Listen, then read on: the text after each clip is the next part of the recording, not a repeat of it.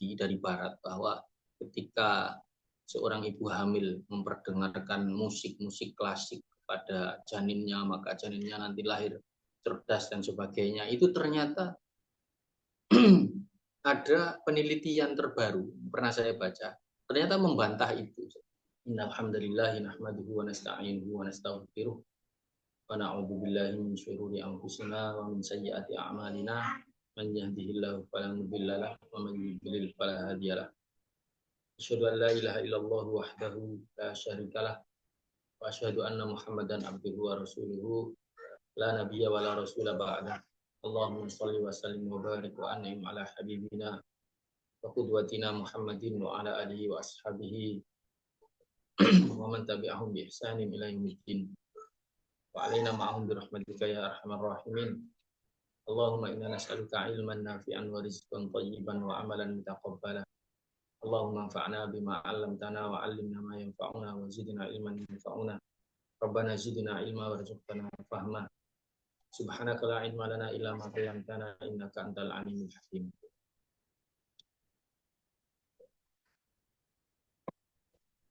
Saudara-saudara sekalian, Bapak Ibu yang dirahmati Allah, Wahayyikum bitahiyatil Islam. Assalamualaikum warahmatullahi wabarakatuh.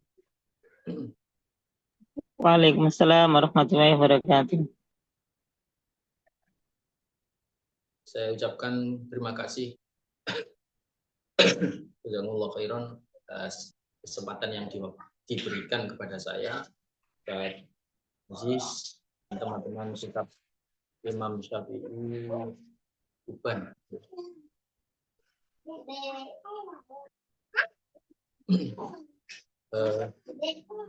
Mudah-mudahan dalam kesempatan yang penuh barokah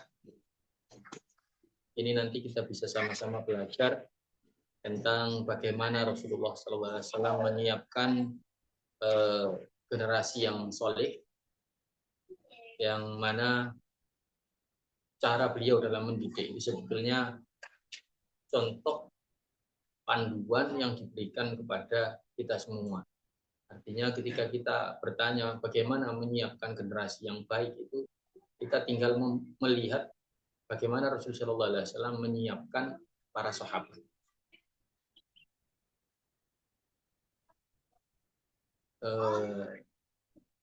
Bapak Ibu rahimakumullah, di layar Zoom kita sudah ditampilkan tentang apa ini slide yang saya siapkan, sangat sederhana mungkin, tapi mudah-mudahan di balik itu kita akan mendapatkan ilmu yang bermanfaat. Langsung masuk ke slide yang pertama, Ustaz.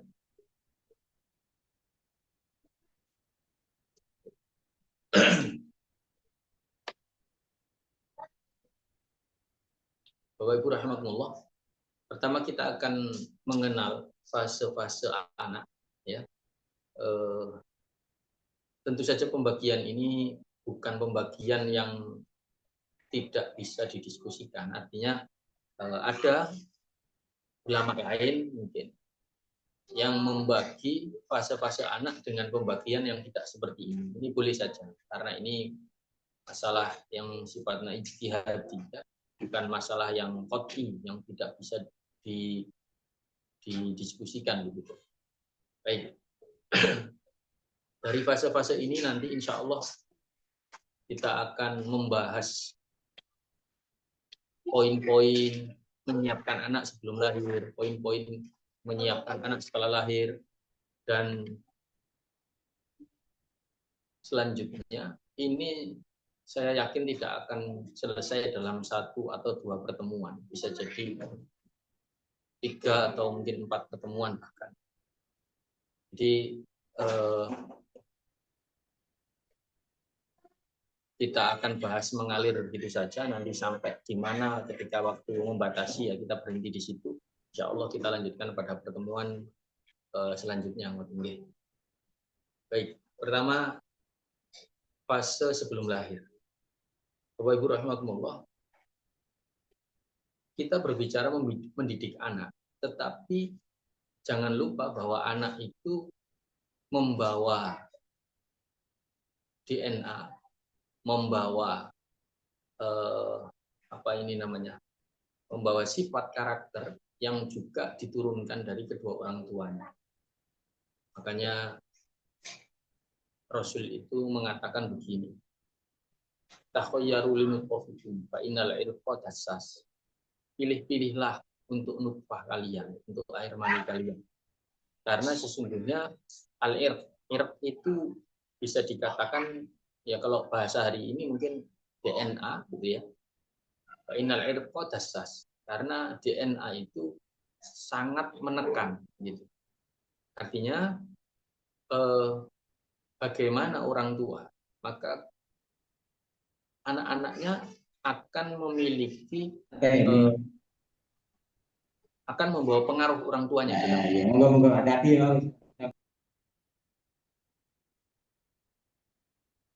Makanya Rasulullah perintahkan umatnya itu supaya memilih calon istri, dan sebaliknya seorang wanita juga memilih calon suaminya seperti apa. Jadi berbicara tentang mendidik anak itu sebelum itu harus berbicara tentang bagaimana mencari pasangan, bagaimana menyiapkan diri sebagai seorang ayah, bagaimana menyiapkan diri sebagai seorang ibu sebelum menikah bahkan itu. Rasulullah SAW juga bersabda begini ya, ini bagi para orang tua yang sudah akan memiliki mantu gitu ya, orang tua yang sudah punya anak gadis siap untuk menikah. Kata Rasulullah, idza ja'akum man tardawna dinahu wa amanatahu fazawwiju. Apabila datang kepada kalian seseorang yang kalian ridhoi agama dan amanahnya, sifat amanahnya, fazawwiju, maka nikahkan dia, jangan ditolak lamarannya. Ilam taf'alu, kalau tidak kalian nikahkan dia dengan gadis kalian yang dilamar oleh pemuda itu, takun fil ardi fitnatun wa fasadun kabir, maka akan timbul di bumi ini fitnah dan kerusakan yang besar. Oh, apa urusannya menolak lamaran pemuda soleh gitu ya, kemudian dengan kerusakan yang terjadi di muka bumi? Mungkin bisa kita lihat hari ini bagaimana parameter manusia atau orang-orang hari ini, bahwa ketika mencari menantu itu nyari yang mapan kerjanya, nyari yang ya kaya dan sebagainya begitu, bukan pertimbangan kesolihannya. Sehingga kemudian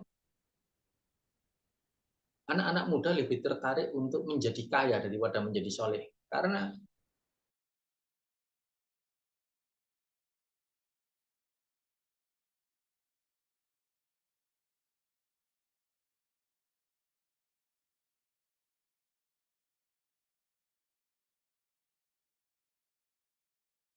ketika dia setelah menikah, ya, kekayaan itu kan tidak menjamin keharmonisan keluarga.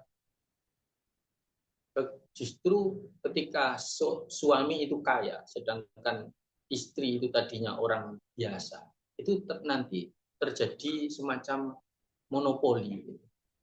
Itu menjadikan dia merasa sebagai penguasa tunggal di dalam keluarga itu. Dan istrinya dulu itu bukan siapa-siapa. Istrinya itu naik levelnya karena disebabkan kekayaan dia gitu. Nah, itu nanti akan menyebabkan perasaan memonopoli begitu. Itu nanti akan memicu ketidakharmonisan. Itu salah satu fitnah besar di dalam keluarga ketika para calon mertua itu memilih menantu itu patokannya itu bukan kesolihan tapi kekayaan. Demikian pula Rasul memberi kriteria ketika memilih calon istri. Rasulullah SAW sabdakan, tungkahul mar'atu li arba. Perempuan itu dinikahi karena 4 alasan. Pertama, limaliha, karena hartanya. Yang kedua, wali hasabiha, dalam riwayat lain wali nasabiha, karena hasab atau nasabnya. Hasab itu konotasinya dengan skill, dengan kelebihan pribadi. Kalau nasab itu lebih kepada ya nasab insya Allah sudah kita sama-sama tahu ya, kita menjadi bahasa Indonesia itu nasab keturunan, yaitu dari sisi darah biru dan sebagainya itu nasab. Ya. Kalau hasab lebih kepada skill. Misalnya ini ada satu marga itu yang terkenal dengan ahli hukum, ada yang ahli dagang, ada yang ahli, misalnya orang Madura terkenal pinter dagang gitu kan. Nah, itu hasab. Orang Medan terkenal dengan pinter dalam menjadi advokat gitu ya. Menjadi pengacara dan sebagainya. Itu hasab. Demikian pula masing-masing keluarga itu biasanya punya hasab biasanya. Ada yang pamannya, bapaknya, kakeknya itu rata-rata pedagang, maka kemungkinan besar anaknya ini pun hasabnya ada pada dunia dagang begitu. Potensi dan kecenderungannya lah itu hasab. Itu yang kedua. Alasan yang ketiga, wali jamaliha, karena kecantikannya. Yang keempat, wali diniha, karena agamanya. Kata Rasulullah kemudian, fadfar bidatidin, maka dapatkanlah yang datuddin, wanita yang memiliki agama. Taribat yadak, niscaya engkau akan beruntung. Nah, dari 4 kriteria ini, yang pertama kali harus ada itu adalah agama. Selanjutnya yang ketiga itu kalau ada, itu luar biasa. Kalau tidak ada 4-4-nya ya barangkali ada 3. Kalau tidak 3 ya 2. Tapi zatuddin, wanita yang memiliki agama, yang memiliki kehormatan, pandai menjaga kehormatan, itu syarat mutlak. Yang lainnya itu bisa opsional. Bapak Ibu rahimakumullah. Sabda-sabda Rasul seperti ini kan sebetulnya kurikulum kehidupan, kurikulum berkeluarga, kurikulum mendidik anak. Tetapi jarang sekali kita dapat gitu ya di dalam pembahasan-pembahasan dunia pendidikan atau pembahasan-pembahasan tentang psikologi, hadis-hadis Rasul semacam ini jarang kita dapat. Padahal itu perkataan manusia paling mulia yang kita anggap sebagai qudwah kita. Manusia yang kita harapkan syafaatnya, manusia yang sudah membuktikan kurikulum langit itu betul-betul istimewa, merubah manusia menjadi manusia istimewa, merubah orang yang dulu, generasi yang dulunya, bangsa yang dulunya jahiliyah menjadi bangsa paling baik di muka bumi, begitu ya. Itu kita abaikan. Justru hari ini dunia pendidikan, ketika berbicara pendidikan, berbicara psikologi, itu lebih banyak berkiblat kepada Barat. Padahal Barat itu bisa kita katakan masih trial and error, masih uji coba, masih banyak errornya, gitu. Masih membuka peluang error dan sebagainya. Bapak Ibu rahmatullah, jadi ketika kita mencari kurikulum berkeluarga, kurikulum mendidik anak, itu sebetulnya ada semua pada Rasulullah Sallallahu Alaihi Wasallam. Nah, Rasul mengajarkan kepada kita bahwa sebelum berbicara tentang anak, maka harusnya berbicara dulu tentang pasangan. Bagaimana kriteria pasangan yang baik, bagaimana mencari pasangan yang baik, dan sebagainya. Baik.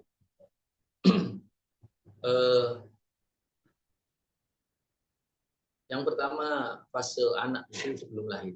Ini juga perlu kita bahas karena kaitannya anak itu akan membawa DNA, membawa sifat, membawa karakter dari orang tua.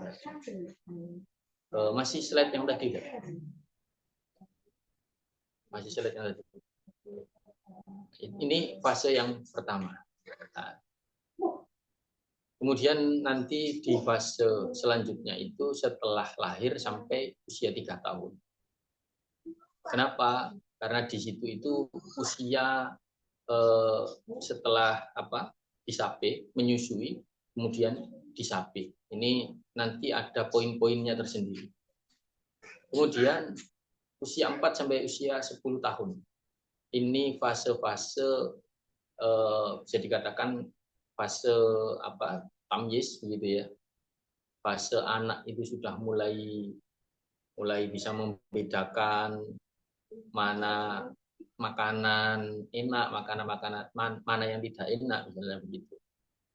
Sudah ngerti uang, ini 1.000, ini 2.000, ini 10.000 di usia itu. Kemudian usia 10 sampai 14 ini penyiapan balik, persiapan sebelum balik terutama. Ya. Di mana usia 10 itu boleh dipukul ketika tidak mau sholat. Ini sudah anak sudah diajarkan mempertanggungjawabkan kesalahannya. Kalau dia salah, maka dia mendapat punishment gitu. Kemudian usia 15 sampai usia 18 ini usia balik. Dan usia persiapan persiapan untuk menikah. Ini yang terakhir ini saya salah tulis ini setelah balik ini. Usia 15 sampai 18 tahun itu sudah setelah balik. Maaf. Ya. Ini yang terakhir itu tidak usah sebetulnya. Baik, masuk ke slide selanjutnya, Ustaz.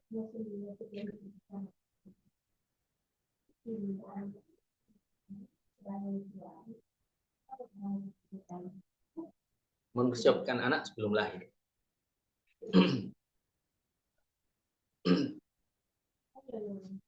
Poin-poin mempersiapkan anak sebelum lahir. Misalnya pertama mendoakan sejak dalam tulang sulbi ayah. Jadi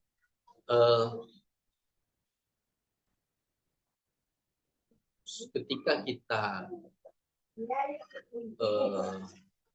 mendatangi acara pernikahan misalnya, ya kita bisa mendoakan supaya mereka pasangan pengantin itu nanti diberi keturunan yang soleh. Atau misalnya kita ya mendoakan siapa saja supaya nanti diberi keturunan yang soleh dan solehah. Ini untuk siapapun, untuk sahabat, untuk anak. Bahkan Rasulullah itu melakukan itu untuk musuhnya.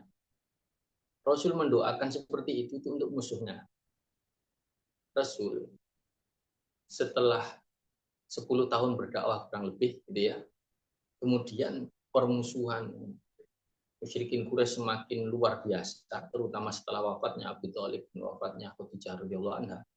Rasulullah itu kemudian semakin berat di dalam menghadapi tekanan dan permusuhan musyrikin Quraisy. Karena Abu Thalib yang selama ini sangat aktif di dalam melindungi Rasulullah juga wafat, meninggal. Ketika ujian semakin berat, Rasul berpikir untuk mencari wilayah dakwah yang lain. Rasul kemudian mencoba berdakwah ke Taif. Ternyata ketika di Taif lebih sengit lagi permusuhan mereka. Bahkan orang-orang masyarakat awamnya pun diprovokasi oleh pemimpinnya untuk mengusir Nabi Muhammad dengan cara melempari Nabi dan Zaid bin Harithah dengan batu, kayu, dan sebagainya. Sampai berdarah-darah Rasulullah. Sampai Rasul harus menyelamatkan diri, lari bersembunyi ke sebuah kebun kurma. Setelah sekian mil, sekian kilometer, orang-orang tidak lagi mengejarnya. Nah, kemudian setelah istirahat di situ, singkat cerita, Rasul lanjut perjalanan lagi menuju ke Mekah. Ketika sampai di satu tempat, gitu ya, belum masuk ke Mekah, didatangi oleh 2 orang malaikat, yaitu malaikat Jibril dan malaikat penjaga gunung. Malaikat Jibril mengatakan kepada Rasulullah, "Wahai Muhammad, aku diutus oleh Allah bersama dengan malaikat penjaga gunung ini. Apabila engkau menginginkan supaya orang-orang Taif itu dibinasakan karena telah menyakitimu padahal engkau ingin membawa petunjuk kepada mereka, maka malaikat penjaga gunung ini siap mengangkat Al-Akhsyabain. Al-Akhsyabain itu sebutan ada di Mekah itu ada beberapa gunung. Dua gunung diantaranya itu dijuluki dengan Al-Akhsyabain, yaitu Gunung Abu Kubais dan Gunung Kuaikian. Kuaikian dan Abu Kubais ini dekat Ka'bah. Nah, dua gunung ini siap diangkat oleh malaikat penjaga gunung, dibawa ke Taif, ditimpakan ke mereka. Kalau Rasul mengatakan oke gitu, itu sudah habis di masyarakat Taif. Tapi Rasulullah justru mengatakan tidak, jangan. Bahkan Rasul mendoakan.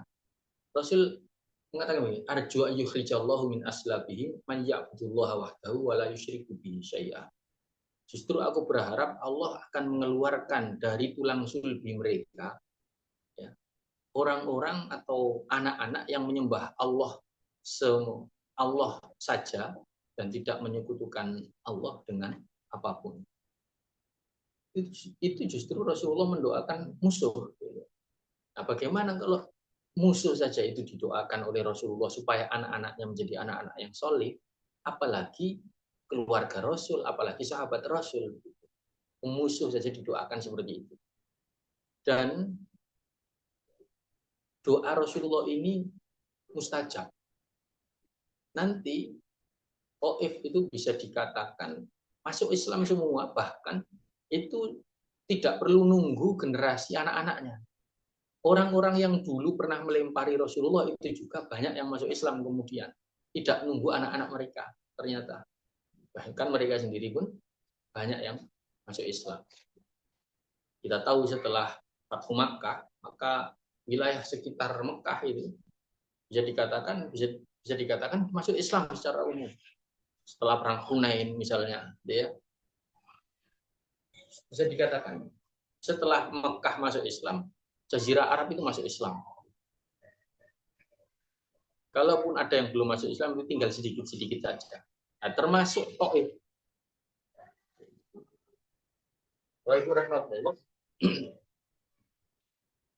Termasuk juga Rasulullah SAW mengajarkan kepada orang tua gitu ya, kepada pasangan suami istri ketika berhubungan itu berdoa. Karena ini ada kaitannya dengan nanti anaknya akan seperti apa. Nah, doanya insya Allah kita semua sudah hafal, tetapi di hadis itu Rasulullah katakan, "Lau anna ahadakum idza ata ahlahu." Seandainya salah seorang kalian ketika mendatangi istrinya kemudian berdoa, Bismillah ya Allah menjadi syaitan wa syaitan wa razaqtana, itu. Apa kata Rasulullah? Maka akan dilahirkan, seandainya lahir dari hubungan itu seorang anak, maka fala yusibu syaitanu abada. Anak ini tidak akan tidak akan dicelakai, gitulah kalau boleh kita artikan. Tidak akan dicelakai oleh setan selamanya. Kalau diganggu tetap diganggu, tapi tidak sampai celaka. Nggak ada manusia yang tidak diganggu setan. Tetapi insya Allah diganggu setan seperti apapun tidak sampai celaka. Ketika berdoa seperti itu. Ini sebetulnya ya kita tidak katakan ini hadis pendidikan, tetapi ini ada kaitannya dengan nanti bagaimana anak yang dilahirkan. Kita kan ingin mendidik anak yang baik, maka bagaimana ikhtiar mendapatkan anak yang baik, anak yang soleh itu dimulai sejak sebelum menikah, bahkan tadi ketika memilih pasangan, termasuk ketika memilih makanan apa yang masuk ke mulut kita, masuk ke mulut istri kita, itu juga ada kaitannya dengan kualitas anak yang akan lahir dari nutfah suami dan rahim istri.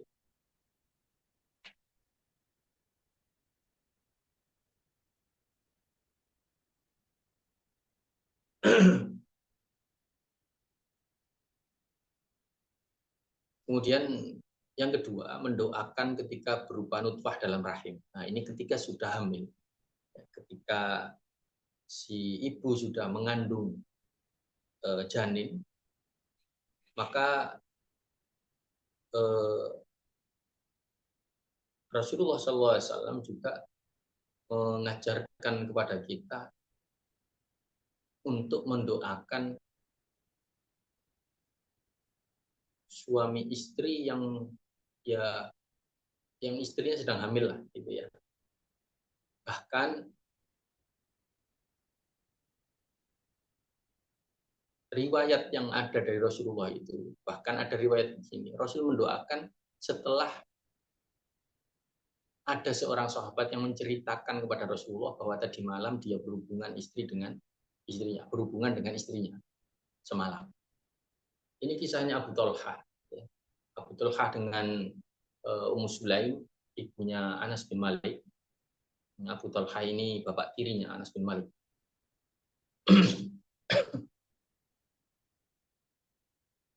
Abu Talha itu punya anak dari Ummu Sulaim. Dan Abu Talha ini orang luar biasa baiklah.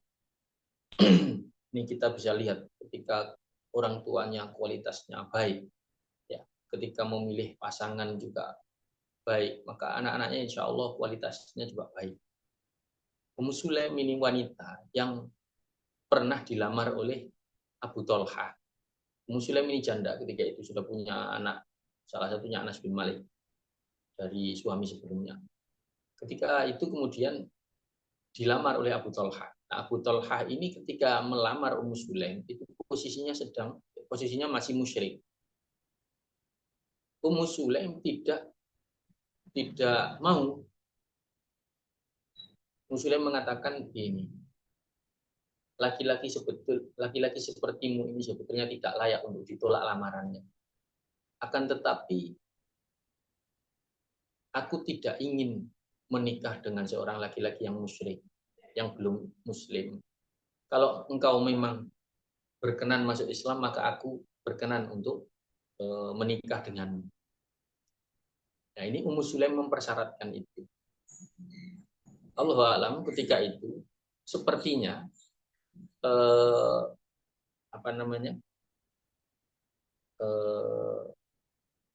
keharaman bersuami non muslim itu syariatnya belum turun atau bagaimana, saya tidak tahu ya. Karena bersuamikan orang musyrik, ya, bersuamikan laki-laki musyrik itu tidak dari awal syariat Islam turun. Putri Rasulullah Zainab binti Muhammad itu saja bersuamikan Abul As dalam posisi musyrik. Itu sampai Rasulullah perang Badar, Zainab masih bersuamikan dengan Abul As, tinggal di Mekah. Abul As musyrik, Zainab sudah muslimah dari sejak Rasulullah dapat wahyu pertama kali. Gitu. Zainab tinggal bersama Abul As, paling tidak berarti 15 tahun itu bersama Abul As. Sampai setelah nanti Zainab diminta Rasulullah pindah ke Madinah, Abul As masih musyrik, tapi tinggal di Mekah, pisah rumah. Tapi secara status masih sebagai suami. Gitu. Sampai nanti kemudian Abul As juga masuk Islam. Nah, saya tidak tahu untuk si Abu Talha dengan Ummu Sulaim ini, kalau seandainya itu terjadi sebelum tahun ketiga Hijriah, pernikahan mereka berarti memang belum haram bersuami dengan orang musyrik itu. Seandainya ada suami istri, istrinya masuk Islam, maka tidak harus cerai. Gitu. Allahu a'lam. Kembali ke kisah tadi, Ummu Sulaim itu kemudian mengatakan, aku tidak menolak lamaran, tetapi karena kamu musyrik, aku tidak ingin menerima lamaran. Akhirnya Abu Talha masuk Islam. Dan setelah masuk Islamnya Abu Talha, bagus sekali keislamannya. Abu Talha ini orang yang mewakafkan Bairuha. Bairuha itu nama sebuah kebun kurma milik dia, yang di dalamnya itu ada mata air yang sangat jernih. Rasul sering minum dari situ, sering wudhu di situ. Posisinya sekarang ada di dalam Masjid Nabawi jatuhnya. Jadi dulu itu ada di dekat Masjid Nabawi. Ketika Masjid Nabawi pelebaran dari zaman ke zaman, apa namanya, Bairuha itu kemudian masuk ke dalam wilayah Masjid Nabawi hari ini. Dulu wakafnya berupa kebun kurma, sekarang menjadi Masjid Nabawi. Itu Abu Thalhah. Baik, Abu Thalhah suatu ketika setelah punya anak, anaknya masih kecil, Abu Thalhah ini safar. Ketika safar itu ternyata anaknya sakit kemudian meninggal. Setelah Abu Thalhah tidak tahu. Setelah Abu Thalhah pulang, istrinya Ummu Sulaim tidak mengabari bahwa anaknya yang ditinggal pergi dulu itu, yang masih kecil itu meninggal, tidak dikasih tahu. Akhirnya kemudian Ummu Sulaim mencari cara bagaimana memberitahu dengan cara yang menjadikan Abu Thalhah itu tidak kaget, tidak sedih, tidak apa ya, tidak gelo gitu kalau bahasa kita.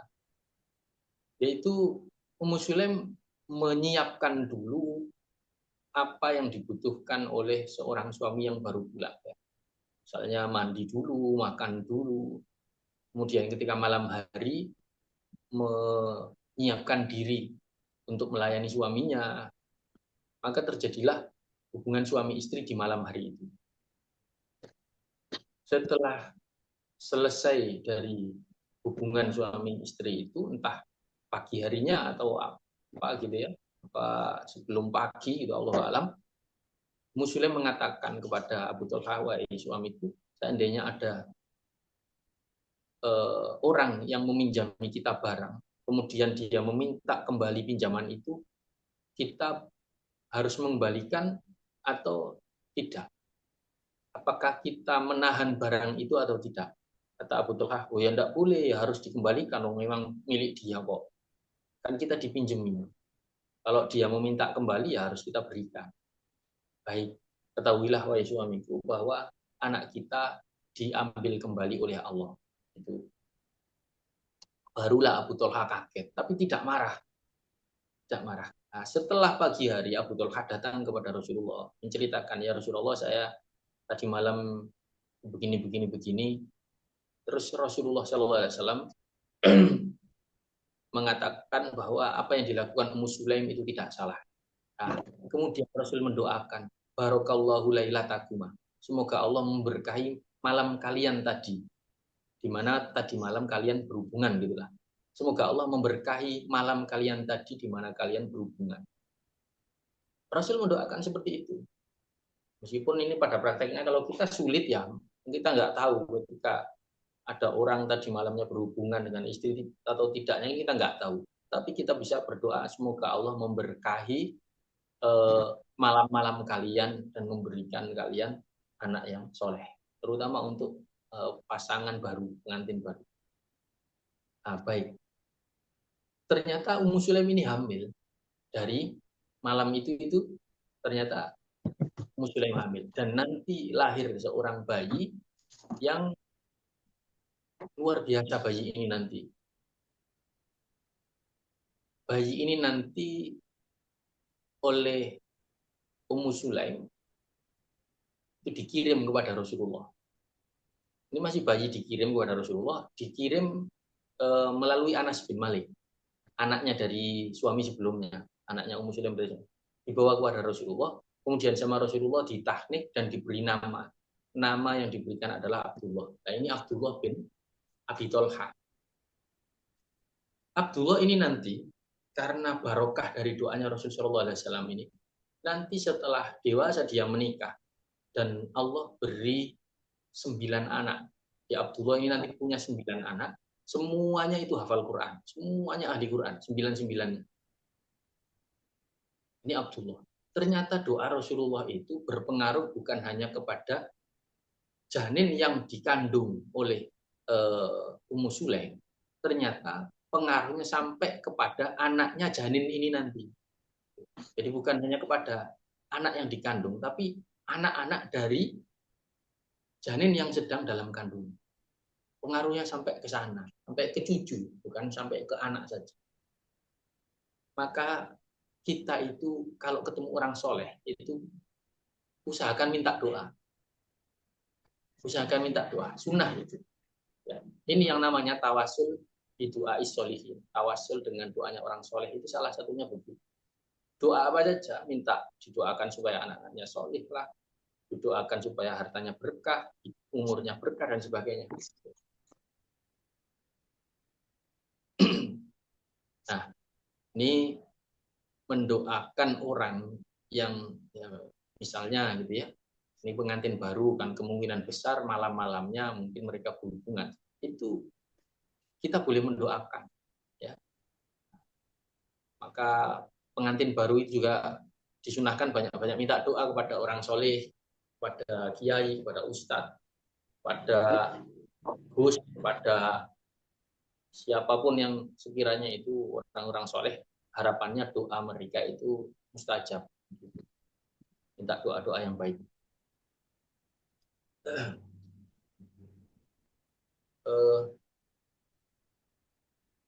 Bisa Aziz, kalau nanti waktunya habis saya di info gitu saja ya. Ini saya lanjutkan penjelasannya. Iya, Ustaz. Ini Afwan. Untuk waktu sekarang sudah jam 16.52 gitu. 16.52. Kalau rencana awal kita sampai jam 5 rencana. Oh, terus gimana ini? Oke. Apa kita berikan sesi untuk pertanyaan dulu, Ustaz, mungkin dari para peserta yang sudah hadir. Insya Allah ini tentu nanti akan materinya akan berkelanjutan gitu, dan supaya kita juga lebih mendalam terkait dengan tahapan-tahapan pendidikan anak ini, terinspirasi dari Sirah Nabawiyah yang insya Allah ini sudah berhasil mendidik dan menciptakan, melahirkan generasi terbaik sepanjang peradaban manusia. Oke, kita kasih kesempatan dulu ya, Zat, untuk para peserta yang sudah hadir. Mungkin ada yang mau bertanya, bisa menulis di kolom chat atau mungkin langsung bisa memberikan isyarat tangan, bisa langsung diaktifkan speaker dan videonya untuk menyampaikan pertanyaan langsung kepada Ustadz Fakhruddin Ansari. Tafadhol kepada para peserta, Bapak Ibu yang sudah bergabung, para asatidzah, silakan yang mau ada pertanyaan.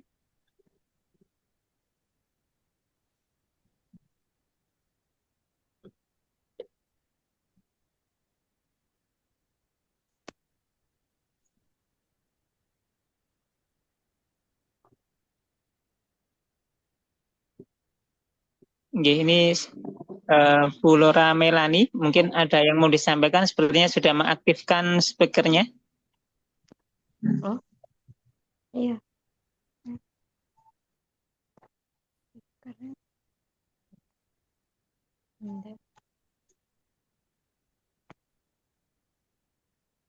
Ya, Tafadhol, mungkin ada yang mau ditanyakan, silakan.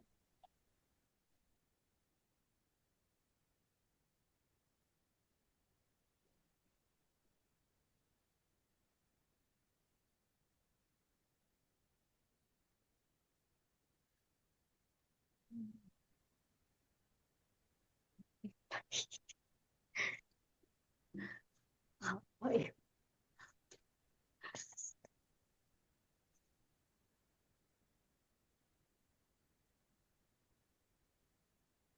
Ya, sepertinya belum ada, Zat. Mungkin bisa dilanjutkan terlebih dahulu untuk menyambung materi yang sudah disampaikan tadi.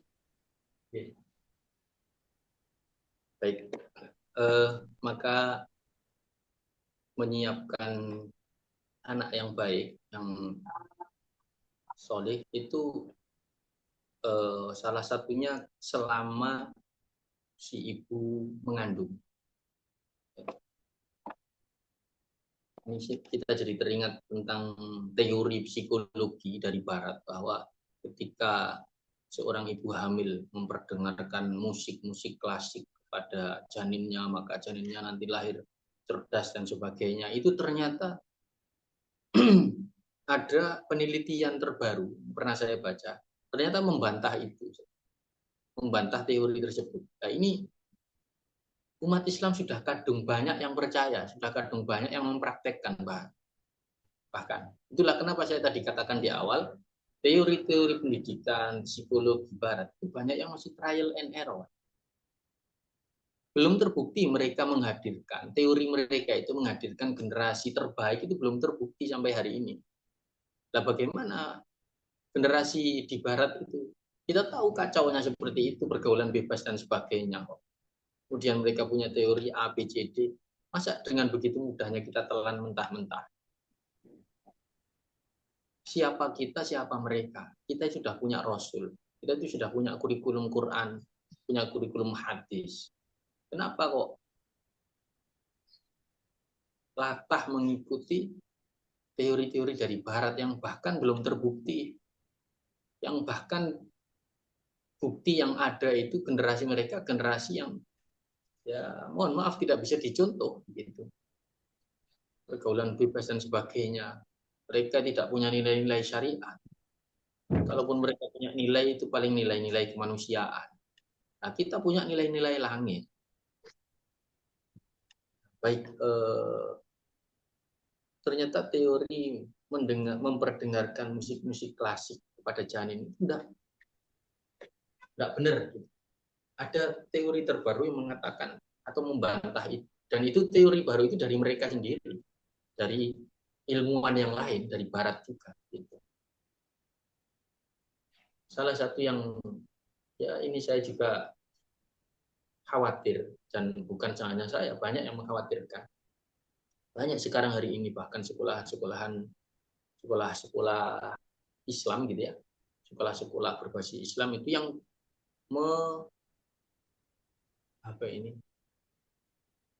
menggabungkan gitu ya, menggabungkan dengan teori barat. Apa itu? Hari ini tuh ada sekolah-sekolah yang apa namanya itu, yang ada nama ilmuwan pendidikan barat itu yang digunakan untuk menamai apa, Ustadz Aziz? Hari ini kan ada itu sekolah-sekolah yang menggunakan metode apa itu dari ilmuwan siapa itu.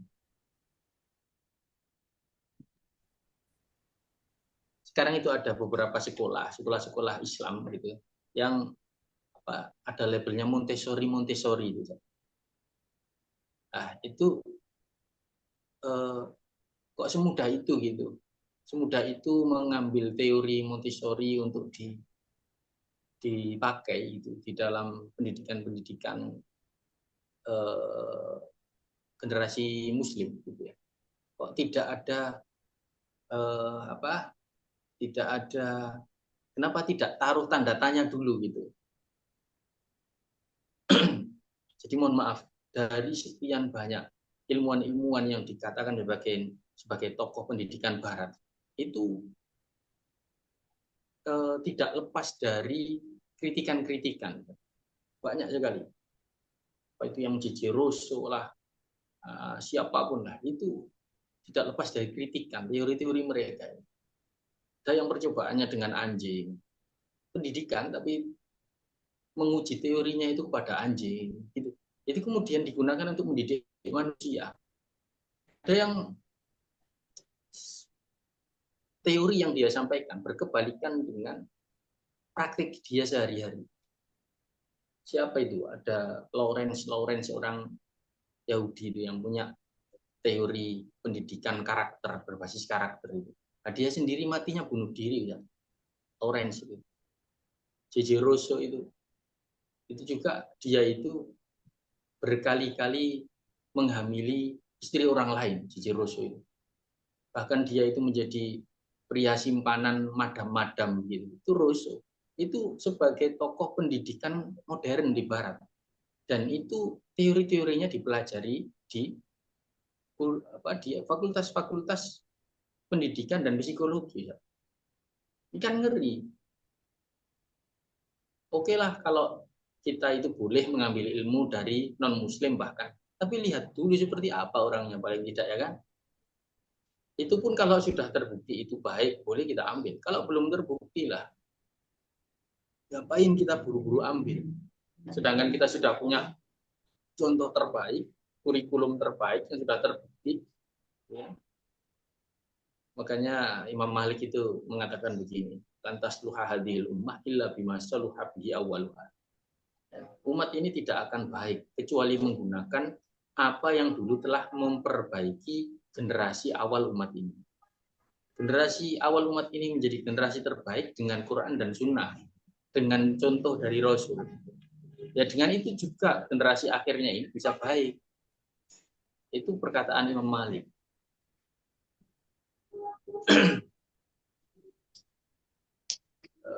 Baik, Ustaz.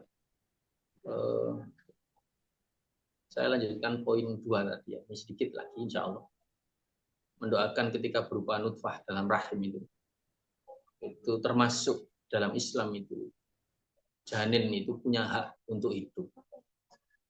Haram hukumnya menggugurkan janin kalau bukan karena darurat. Nah, hari ini naudzubillah min dzalik, banyak sekali pengguguran janin itu, terutama mereka yang hamil di luar nikah. Mereka ini sudah berdosa dengan berbuat zina, setelah itu berdosa dengan membunuh janinnya. Kacau sekali generasi kalau jauh dari pendidikan yang benar, melahirkan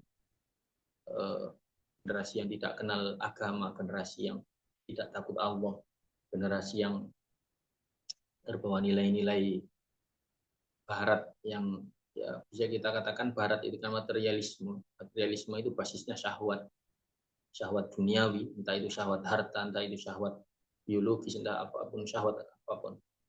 Barat bisa dikatakan dengan begitu. Generasi kita hari ini kalau dididik dengan seperti itu ya akan menjadi generasi materialis, generasi yang ya basisnya basis kesenangan dunia saja. Maka ya generasi muda kita hari ini dengan pergaulan bebas itu sudah biasa, sudah sangat mengerikan levelnya. Nah, dalam Islam menggugurkan kandungan itu haram kecuali karena kondisi darurat. Misalnya ketika hamil lagi ini akan berbahaya karena mungkin ibunya punya penyakit tertentu misalnya dan sebagainya, itu baru boleh. Itu pun ada pendapat yang mengatakan ketika belum usia 120 hari. Karena kalau sudah 120 hari itu sudah ada nyawanya. Dan dalam hadis begitu ya. Ketika sudah 120 hari, sudah 4 bulan, maka datang malaikat membawa ruhnya, ditiupkan kepada si janin itu tersebut. Mereka hiduplah janin itu. Dan dituliskan takdir untuk dia, dituliskan untuk hari itu. Dipindahkan dari Lauhul Mahfuz kepada dia, itulah pilihannya. Jadi makanya dalam Islam itu seandainya ada wanita yang dia itu ketahuan berzina karena hamil, maka hukum rajamnya seandainya dia itu sudah memiliki suami gitu kok zina, bukan hukumannya rajam. Itu dilakukannya itu setelah anak itu lahir dan disusui setelah 2 tahun. Itu hak anak tersebut. Meskipun itu anak zina. Nah, ini bagaimana Islam memuliakan janin itu sampai seperti itu. Dia berhak hidup. Makanya seorang wanita hamil ketika dicerai 3 oleh suaminya misalnya, ya, janin itu tetap berhak mendapatkan nafkah dari ayahnya. Meskipun ibunya sudah dicerai, talak 3 kan sudah tidak mendapatkan nafkah dari suaminya. Tetapi karena si istri ini hamil, maka janin ini berhak mendapatkan nafkah dari ayahnya. Lewat siapa ya? Lewat ibunya. Maka asupan si ibu hamil ini yang ditalak 3 ini wajib menjadi tanggungan suami ketika dia hamil. Kalau dia tidak hamil sih tidak mendapatkan suami tidak wajib menafkahi lagi. Tapi ketika dia hamil, mengandung janin dari suaminya yang mencerai dia itu, maka suami wajib menafkahi si istri ini karena demi menafkahi janinnya. Tentu saja melalui mulut ibunya kan begitu. Nah, ini sampai sebegitunya Islam di dalam menghormati janin itu. Baik Ustaz Aziz, saya rasa mungkin sampai di sini dulu ya 2 poin ini. Karena waktu menunjukkan 5.12 ini sudah 1 jam kurang sedikit hampir, dan mendekati waktu maghrib karena maghrib hari ini jam 5:30 kurang ya. Mungkin itu dulu yang bisa saya sampaikan Ustaz Aziz.